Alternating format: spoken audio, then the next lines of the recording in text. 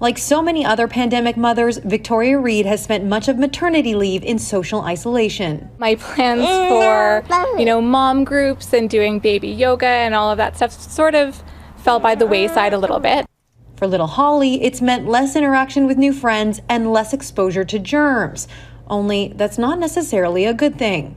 These kids are being immune deprived and their microbes are being screwed up, so their immune systems are a bit screwed up.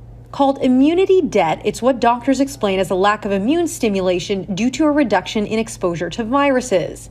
The countries that have been have applied quite successful measures to stop COVID-19 transmission in the community will be seeing these effects. Wellington-based epidemiologist Michael Baker says in New Zealand, reopening has led to a resurgence in a serious respiratory illness known as RSV. And the surge, he says, is putting a strain on local pediatric wards. There were 1,000 cases a week ago, and that's almost the number we might have for a whole winter. A recent study found countries like New Zealand aren't alone. Australia is also facing a rise in RSV cases as lockdown measures lift, and experts say Canada isn't immune either. I think we're going to see a big spike in that in kids in the next year or so. Back in Calgary, where Stampede is in full swing, Reed says she plans to steer clear of crowds, wash her hands, and socialize Holly slowly.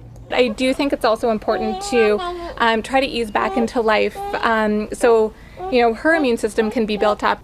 Ultimately, experts say parents shouldn't worry. Babies born during the pandemic have a less than immune system. Kids don't need to catch a severe illness to create robust immunity.